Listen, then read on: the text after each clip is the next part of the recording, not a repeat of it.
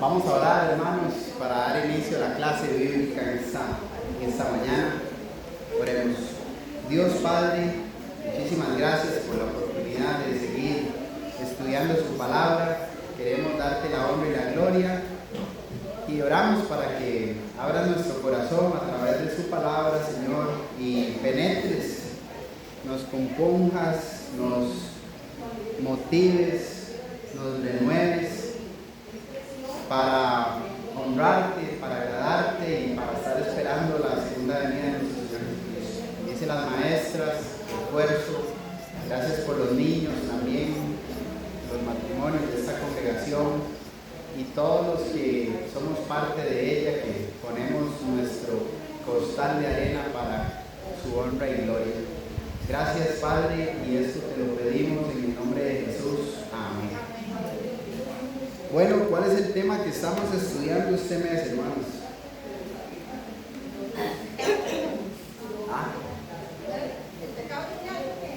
El pecado original fue la clase pasada y el tema general, el pecado, exactamente. Entonces, estamos estudiando el pecado. La primera lección observamos que el pecado, según la Biblia, es infringir la palabra de Dios. Primera de Juan 3:4, errar, ¿verdad?, en el intento, saber hacer lo bueno y no hacerlo es pecado. Santiago 4:17, ¿verdad? Y en ese contexto, acercarse a Dios, llevar una vida constante.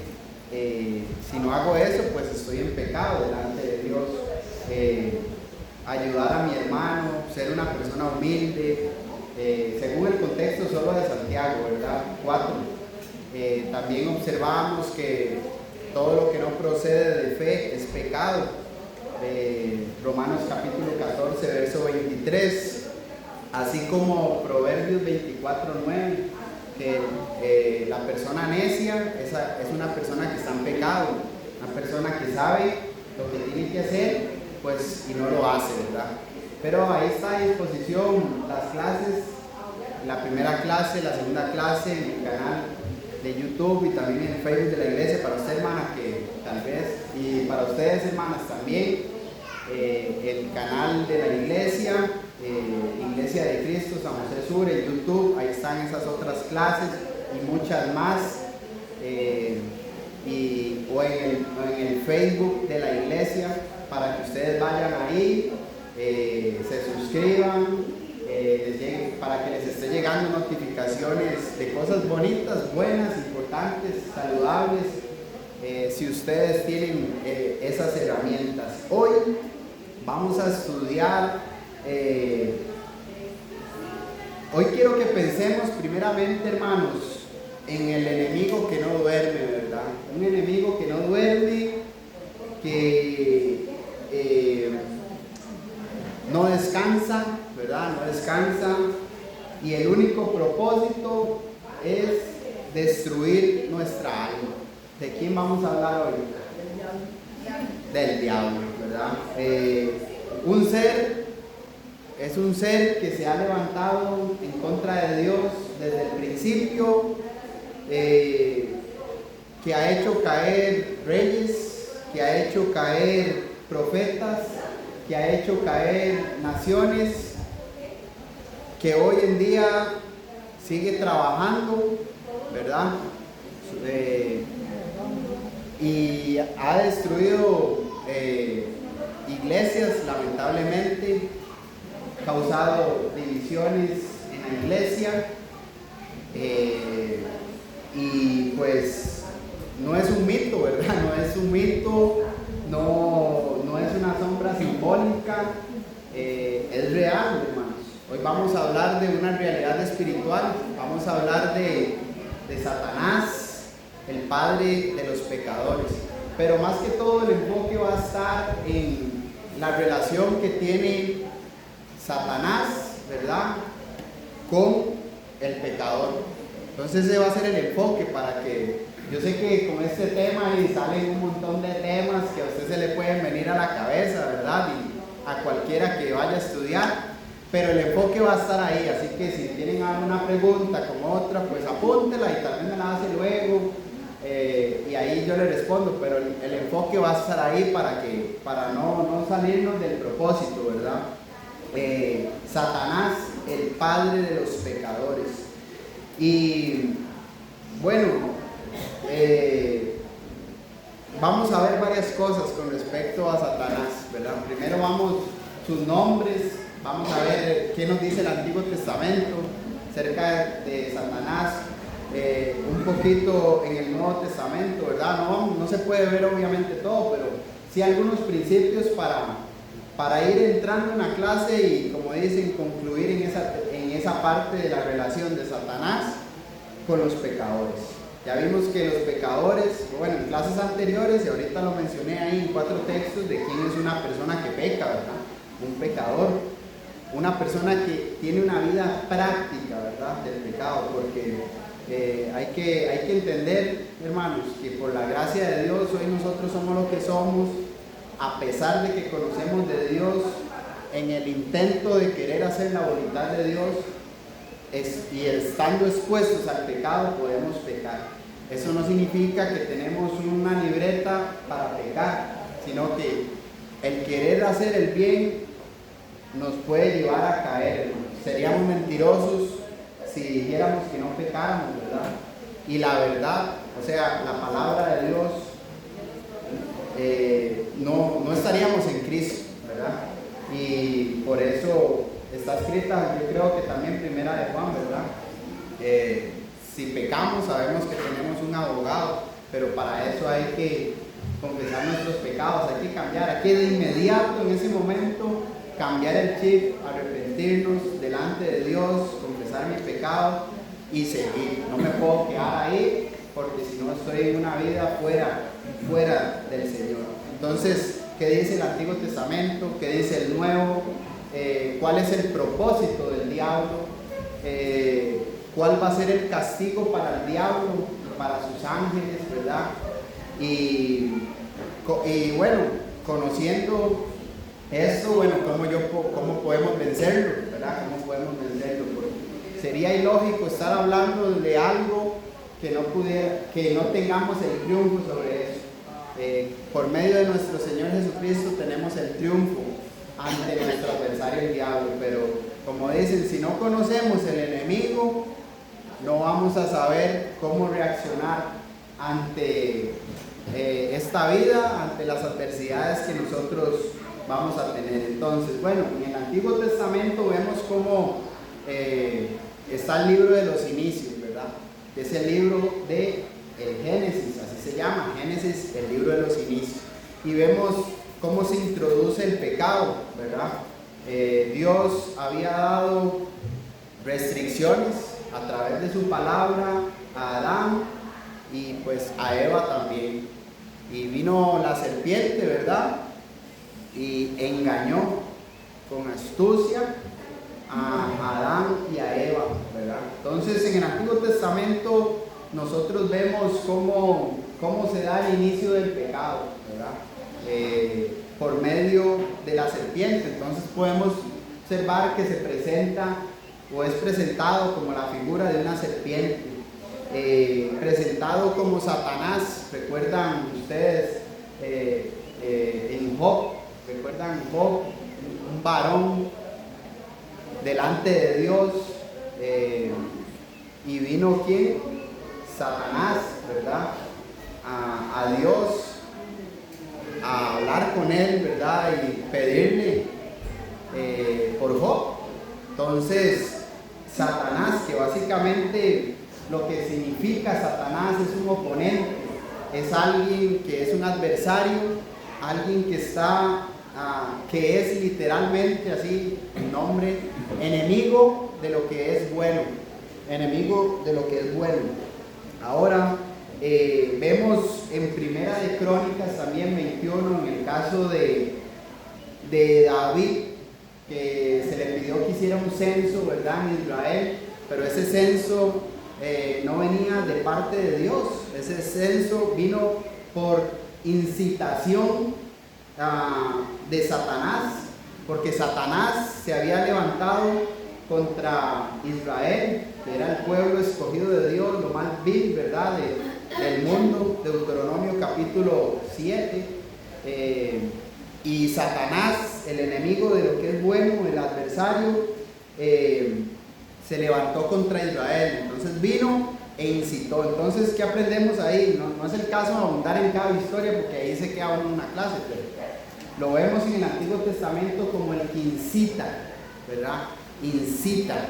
Él no lo vemos como posee, toma a la persona y la persona hace lo que él quiere, sino incita, ¿verdad? Pone.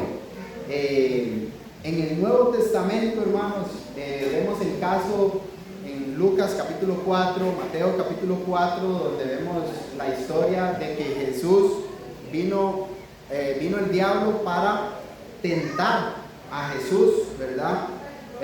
Y vino por el diablo, ¿verdad? Podemos decir entonces que en el Nuevo Testamento, hermanos, el diablo es el tentador también, el tentador, ¿verdad? También lo vemos en Primera de Tesalonicenses capítulo 3, verso 5, cuando el apóstol Pablo, ¿verdad?, no podía estar con los hermanos, dice que envió a Timoteo para informarse acerca de la obediencia, si ellos estaban permaneciendo en la fe. Eso significa si estaban llevando una vida obediente, ¿verdad? Y no pudiendo ir a ellos porque el diablo le había estorbado a él, él envió a Timoteo para que viera a ver cómo estaba la iglesia en Tesalónica. ¿Y por qué? Bueno, les dice, no sea que hubiesen sido tentados por medio del tentador. Entonces, la iglesia está expuesta, la iglesia está en un lugar seguro, pero la iglesia está expuesta al pecado, ¿verdad? Entonces, Pablo les dice, no sea que ustedes necesiten un informe para ver si la fe de ustedes es genuina, si ustedes están en la fe o no están en la fe. ¿Por qué? Porque, bueno, puede que el diablo los haya tentado y ustedes no estén en Cristo. Cuando ya Timoteo recibió el informe y vio cómo ellos estaban en la fe, cómo más bien la fe de ellos se había extendido, ¿verdad? Había traspasado fronteras. Primera de Tesalonicenses 1:8, cómo ellos se habían convertido de los ídolos para servir al Dios vivo y verdadero. Lo vemos también como una figura que lo menciona nuestro Señor Jesucristo en Mateo capítulo 12 como Belcebú, ¿verdad? Belcebú, que básicamente lo que significa, utilizó esa figura o ese nombre para mencionar un señor que es sucio, ¿verdad? Un señor de suciedad. Belcebú es lo que literalmente significa. Y ellos lo que estaban haciendo ahí en Mateo 12 era atribuyéndole más bien los milagros que el Señor hacía, diciéndole que eran por el diablo, literalmente, por el señor de suciedad, por Belcebú. Y bueno, muy triste, ¿verdad?, por los fariseos, por decirle eso a nuestro Señor Jesucristo, porque qué triste. Bueno, también lo vemos como aquí en Juan, ustedes vieron ahora que mencioné algunas cosas. Juan capítulo 8, como el padre de las mentiras. Vosotros sois, cuando él les dice, vosotros sois de vuestro padre el diablo, y los deseos de vuestro padre queréis hacer. Él ha sido homicida, entonces, él es un homicida desde el principio. No permanece en la verdad, porque no hay verdad en él. En el diablo no hay verdad. Cuando habla mentira. Es mentiroso y padre de mentira. Entonces lo vemos como el padre de las mentiras, el homicida, el que no permanece en la verdad. En fin, hay muchos nombres, hermanos, que usted puede ver ahí. El príncipe de este mundo, también aquí en Juan capítulo 12, verso 31. Ahora el príncipe de este mundo, dijo Juan, será echado fuera, ¿verdad? Es el príncipe, hermanos. Él reina en este mundo, en en las cosas que perecen, ¿verdad? No en las que a vida eterna permanecen.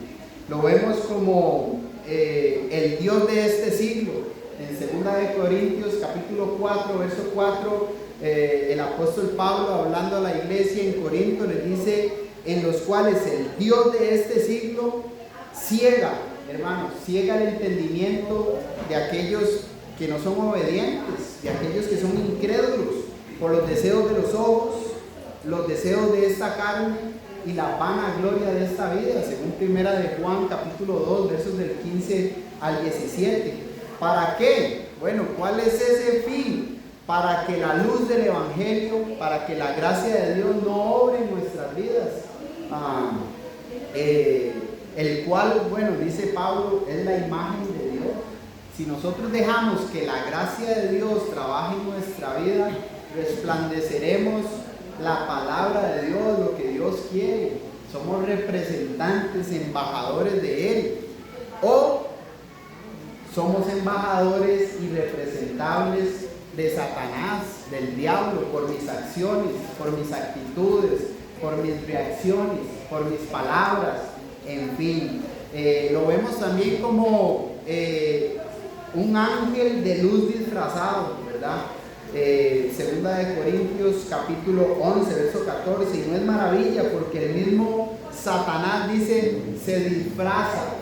Entonces lo vemos como un hipócrita, ¿verdad? Aquel que se disfraza, aplicando ya eso a mi vida. Una persona que anda un traje, pero es otro completamente, un hipócrita. Un Satanás se disfraza como un ángel de luz. Entonces él se va a presentar como queriendo ser bueno, ¿verdad? Y hay de aquellos que le llaman, a lo malo le llaman bueno, ¿verdad? Entonces, artimañas, hermanos, artimañas. Sí, Steven. Por dar un ejemplo que hace un tiempo que estaba sin trabajo y una persona, inclusive era miembro de la iglesia de Cristo, esa persona me dijo que fuera a un lugar donde inclusive trabajaba y era trabajar con niños también. Y yo estaba en la necesidad de un trabajo. Y una de las frases que utilizó esa persona es: pero yo desconozco y me va a entender. Entonces, suena feo, pero muchas veces puede estar uno siendo un instrumento, no para Dios, sino en mucha sutileza, porque ya que puede haber amor, puede que la persona está viendo una necesidad en la otra, pero eso es lo que está haciendo, es apartar a alguien de seguir los mandatos de Dios. Amén. Gracias por su comentario, porque es atinado. Recuerde que es Satanás y la relación que tienen con el pecado. Entonces, a veces nosotros utilizamos no consejos bíblicos. Sería, hermano, Dios va a proveer un trabajo, sígase congregando, porque Dios eso es lo que quiere de suyo y Dios va a abrir puertas.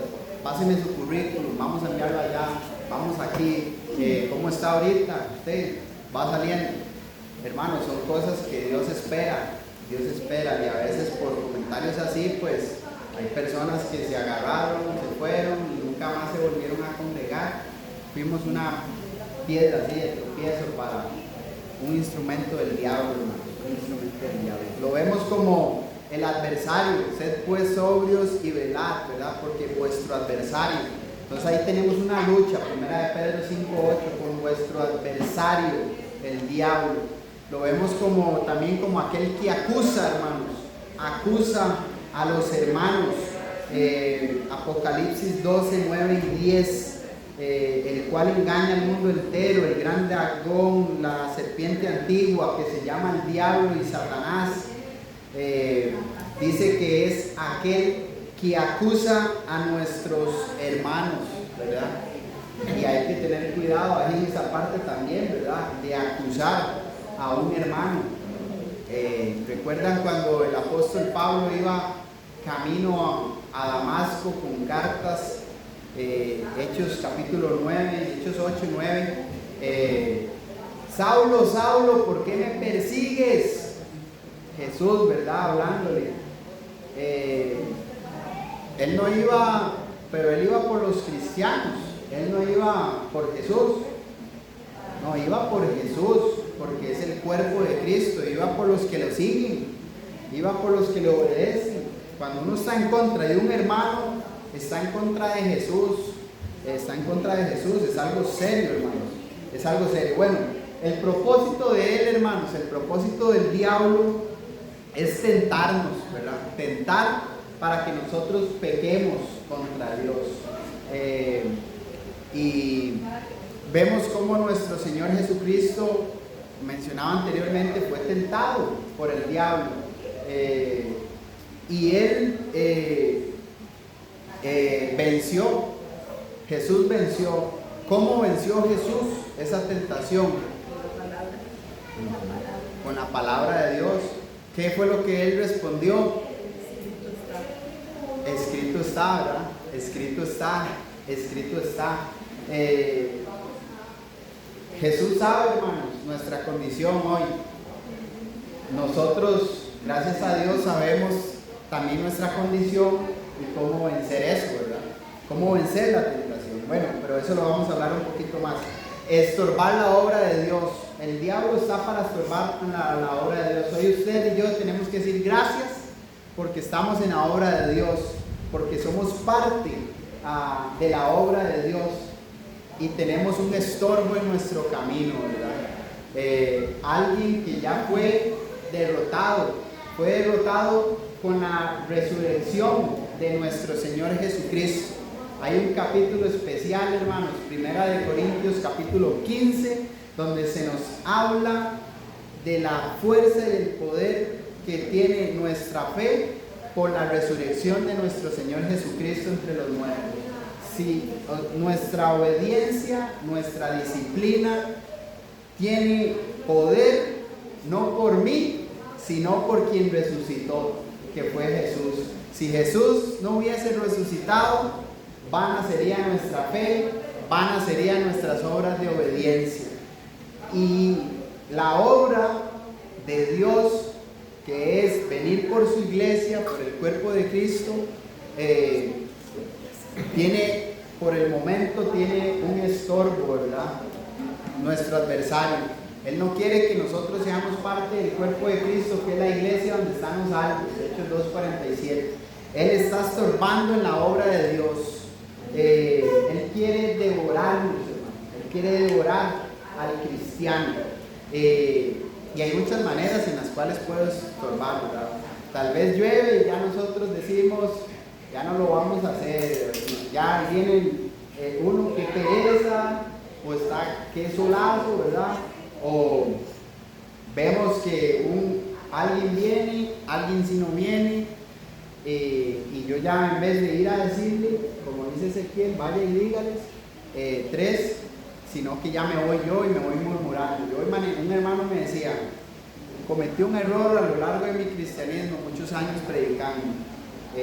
Salía y uno quiere predicar y ver que las personas estén animadas, que estén trabajando, que hagan lo que Dios dice.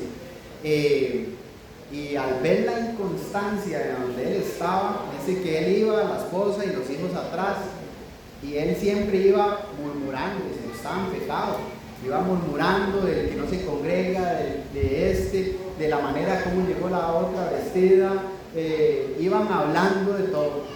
Dice, mis hijos iban atrás.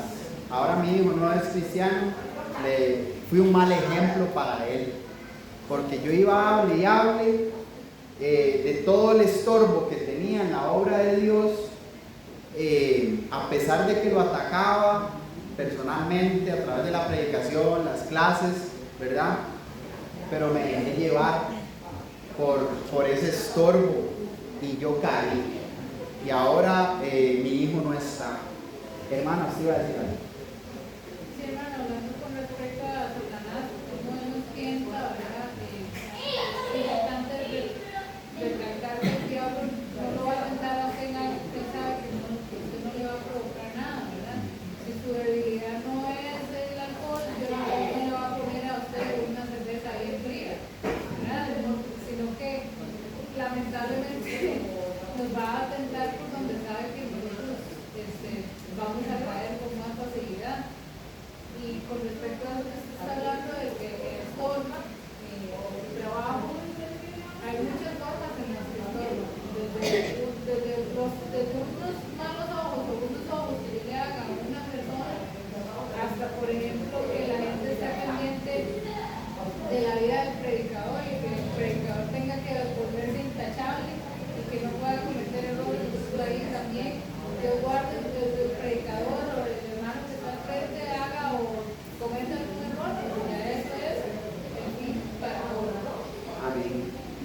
gracias por su comentario.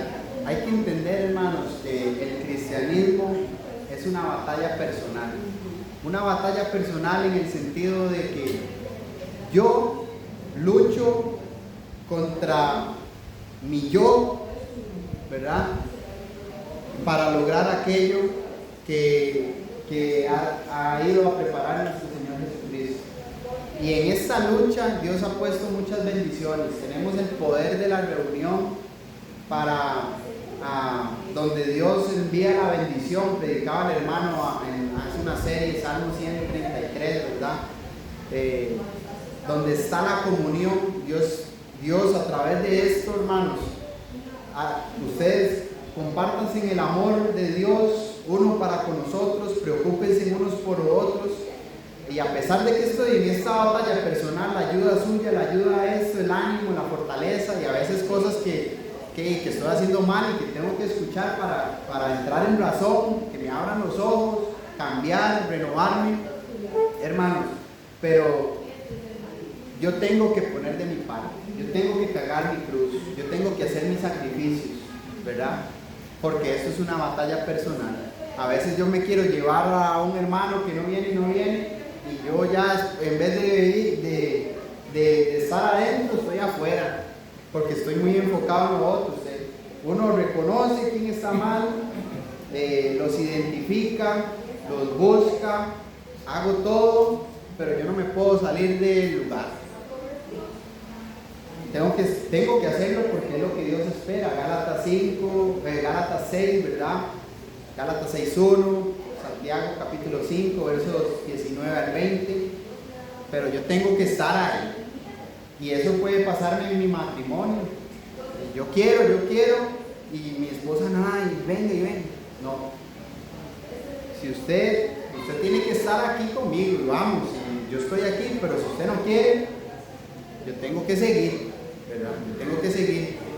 Tengo mi responsabilidad delante de Dios, ¿verdad? Porque primero mi casa, tengo que enfocarme en mi casa, mi primer ministerio, ¿verdad?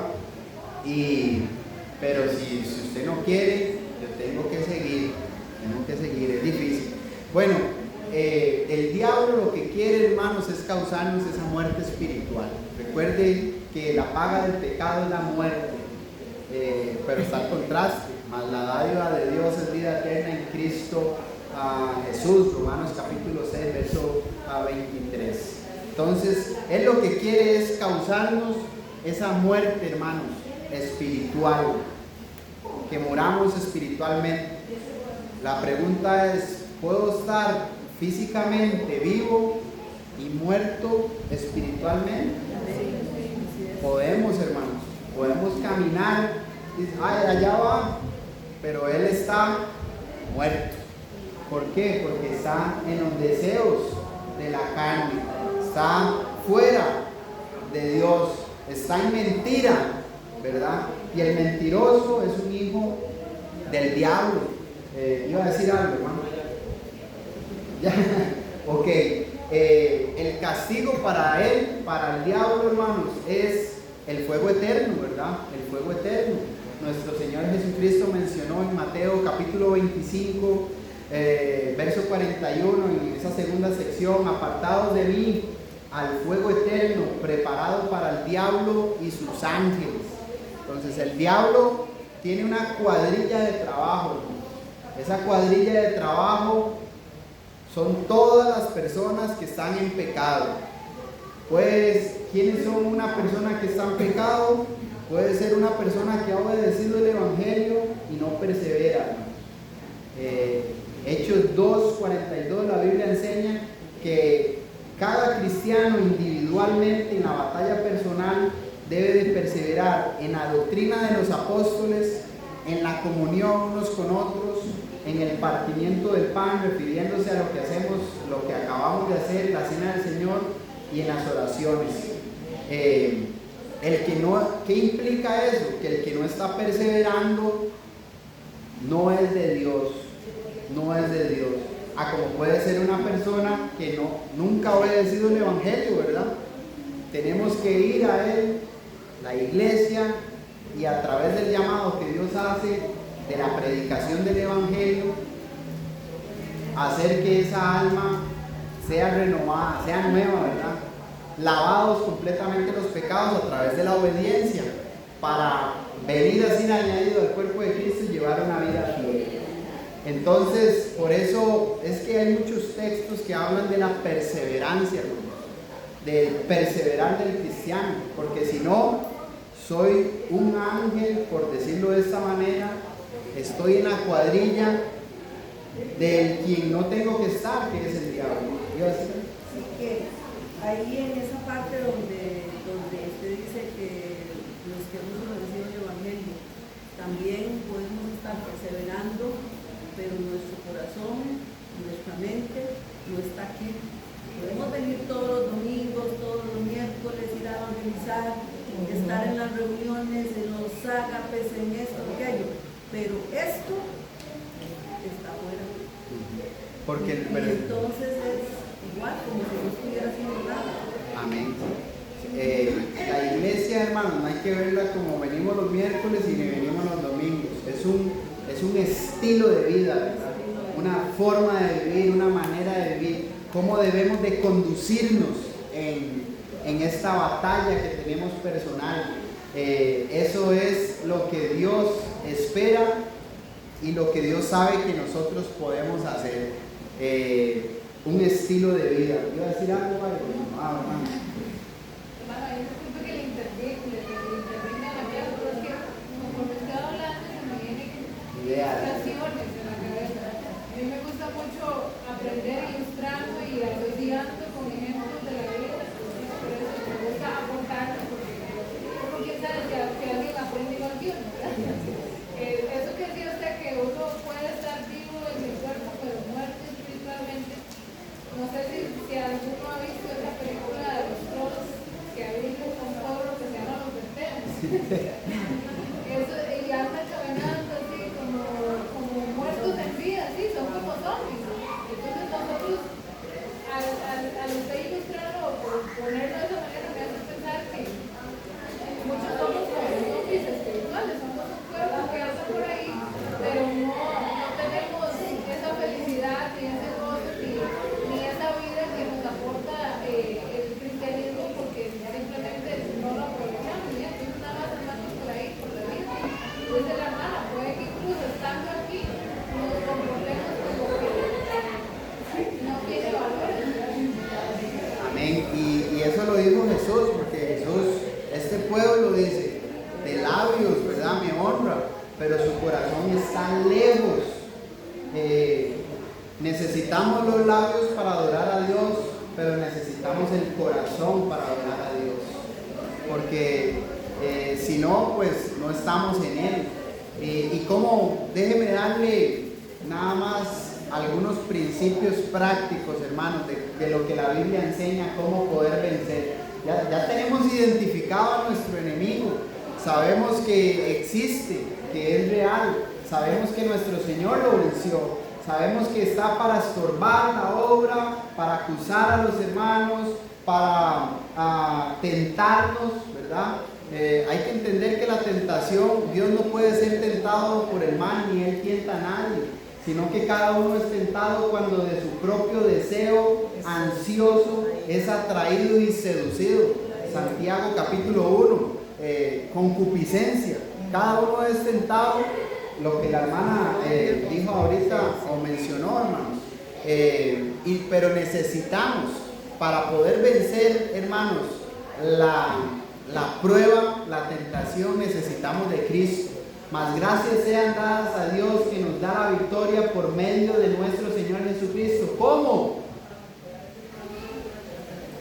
Llevando una vida firme, llevando una vida constante, creciendo en la obra del Señor siempre, porque el trabajo en la obra del Señor no es en vano.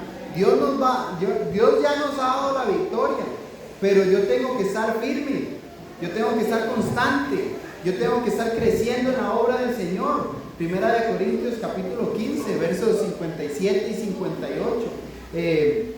Para poder llegar a decir que en medio de las dificultades, en medio de las necesidades, como dijo el apóstol Pablo en Filipenses 4:13, todo lo puedo en Cristo que me fortalece. Fuera de Él no hay nada. Para poder vencer necesito estar en Él, necesito estar en Cristo, trabajando en la obra del Señor. Dios espera que nosotros trabajemos. Dios nos dará la victoria o nos dio la victoria en Cristo si permanecemos en Él, si somos fieles. Herramientas, hermanos, la oración. Necesitamos tomar el tiempo para dedicarnos en la oración. Mateo capítulo 26, verso 41, hermanos. Velad y orad para que no entréis en tentación. El espíritu está dispuesto, pero la carne es débil. Hay victorias, hermanos, que solo de rodillas se puede salir.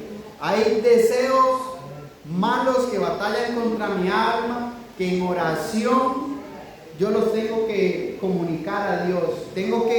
Eso quiere decir, como dice en Mateo, ¿verdad? Entro a mi aposento y a mi Padre que está en lo secreto le voy a decir las cosas que Él ya sabe, que estoy batallando, ansiedades, deseos carnales.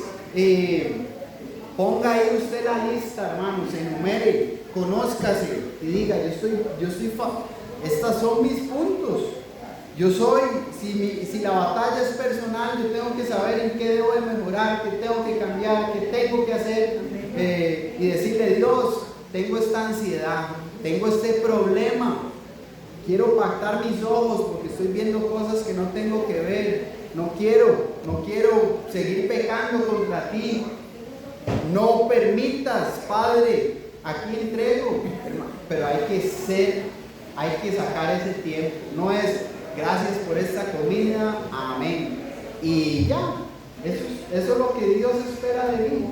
No, Él nos ha dejado la oración para que nosotros nos comuniquemos con Él y dependamos de Él. Hay cosas, hermanos, Dios está en el control de todas las cosas, pero hay muchas cosas que suceden que Él no tiene que ver en esas cosas.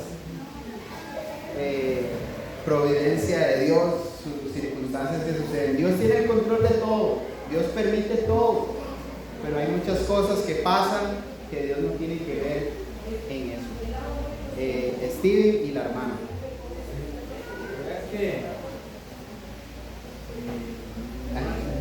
Todos nos equivocamos, ¿verdad? Pero muchas veces vamos a centrar en aquellos que son predicadores, ¿verdad? Cuando se equivocan, lastimosamente es algo como que la atención se centra más. Y una vez una persona me comentó algo de un concepto,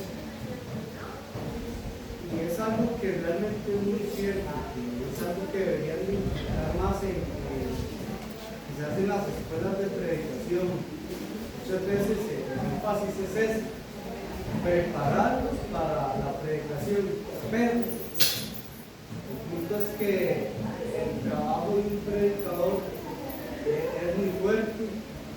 No solamente es preparar y predicar, es expuesto a crítica, al mensaje, al desánimo, a tragarse los problemas de los demás, y aparte de sus luchas.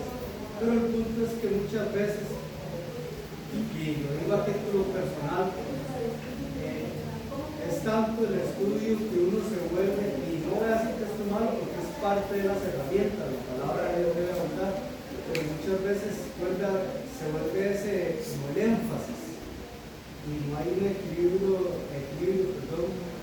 en la oración, y es algo que es muy necesario comentar, porque cuando llegan los momentos duros o de prueba, si ese no es un hábito, Se lo lleva.